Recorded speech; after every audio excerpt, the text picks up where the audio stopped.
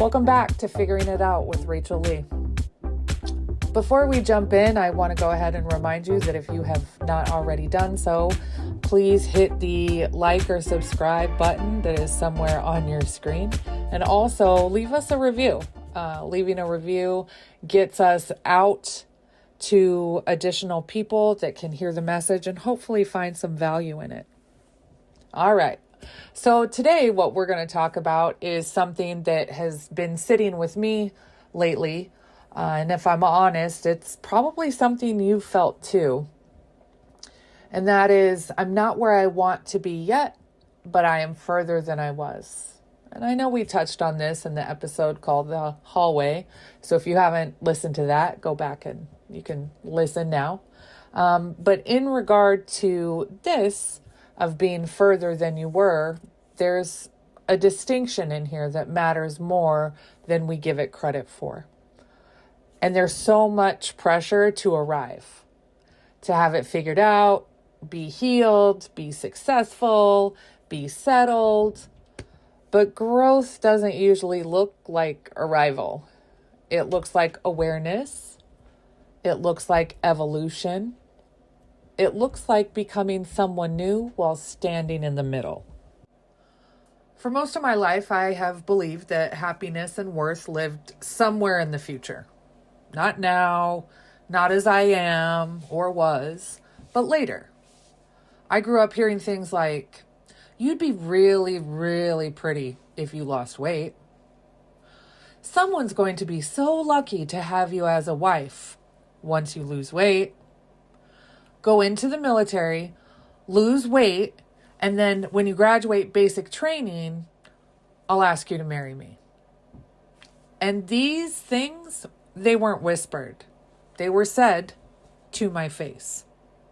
And I suppose some of you may be thinking, well, at least they said them to your face. But was it a good thing? Because when people say things like that, they believe two things. One, that they're right. And two, that it's okay to say. And let me be clear, it is never okay to make someone feel bad about themselves. Ever. But when you hear those messages enough, especially growing up, they get internalized. I was conditioned to believe I would be beautiful later. Chosen later. Successful later. Once I fixed something that was apparently wrong with me, I could have all of that. And that's the myth of arrival. And it didn't stop with weight. Money also carried the same conditioning. I don't have a college degree, but I've always had the ability to make money. And what finally clicked for me towards midway through this realization journey, if you will, is I don't actually have a problem making money. I'm actually really fucking good at it. I bet you are too. But what held me back wasn't skill, it was the belief of it all. And mainly because I grew up in a household where money was stressed constantly, where successful people had money and people like us didn't. That creates a quiet narrative. They're better than us. We're not that. Money isn't safe, in all honesty. So if you're telling yourself, I just can't seem to make money, I want you to just reconsider and maybe think of it in this way. The issue usually isn't money. It's everything around money. It's the beliefs, it's conditioning, fear, identity. And while everything in my life hasn't fallen perfectly into place yet, my belief system around my body, my worth, and money is light years ahead of where I was 5 years ago. Shit, even 3 years ago. And that matters.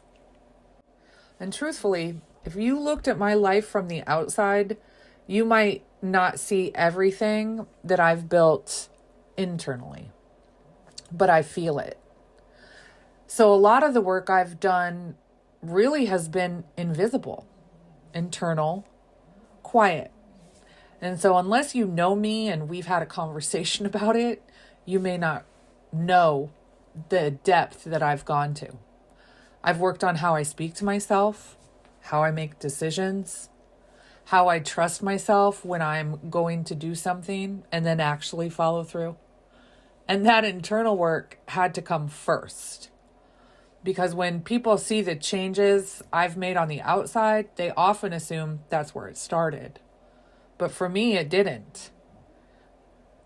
Here's an example. Where I work part-time, there's a mirror you pass right before you go out onto the floor, like a quick check to make sure you're presentable, if you will. I walk past that mirror, catch myself in the corner of the eye and think, ooh, who's that?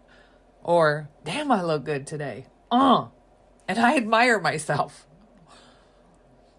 I even ask coworkers, do you ever walk past that mirror and think like, I'm fine as fuck? And most of them will say no. And like laugh because they would never think to do that. Now on the surface, someone might think that confidence came from going to the gym and the changes that I've seen in my body. But that's not where it started. I didn't go to the gym necessarily for aesthetics. I went for the internal. I learned how to keep promises to myself, to trust myself when I say, we're doing this, and to believe myself again. The physical changes came later. And that internal work didn't just change how I saw myself, it changed how I behaved. I don't reach for my phone the same way anymore. I don't text people for validation. I don't chase reassurance. I choose rest without guilt. I pause instead of reacting. Not because I'm perfect, but because my nervous system is steadier than it used to be. That's internal progress showing up in real life. And that kind of growth doesn't come from motivation, it comes from regulation. And that's one way I know that I'm further than I was. Another way for me is realizing that we've trained ourselves to believe that when we pause, when life hits us, when things slow down, that we're starting over, that we're back at square one. But that's really not true.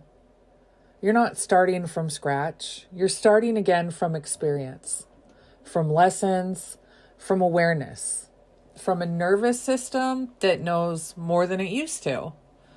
Trust me, I am guilty of this. And that's how I had to learn it. When I pause, I would beat myself up.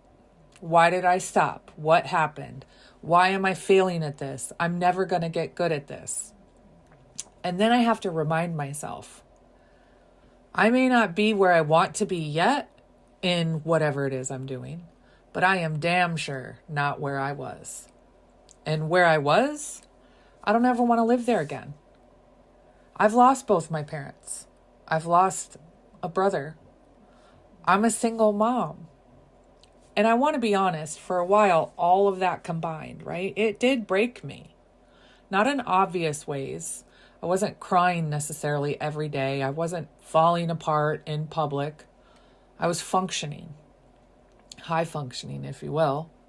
I got up. I went to work. I did everything that needed to be done. But I wasn't really living. I was in survival mode for a very long time. And I didn't even fully realize it while I was in it. And now looking back, I can understand the resilience that version of me had to carry. And I'm proud of her. Surviving is still strength. But the shift came when I decided I wasn't going to sit on the sidelines of my life anymore. The losses still matter. They always will. And this is still a really big deal. But if I can honestly say that today I'm further than I was yesterday in awareness, in choice, in presence, that's winning. That's not starting over. That's continuing. There's something else I've learned as I've grown as well. I reconnected with someone I hadn't spoken to in 15 years, maybe 20 years.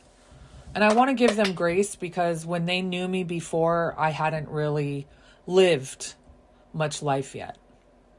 So when we talked and they spoke to me like I was the girl they remembered, not the woman they were talking to. And that mattered.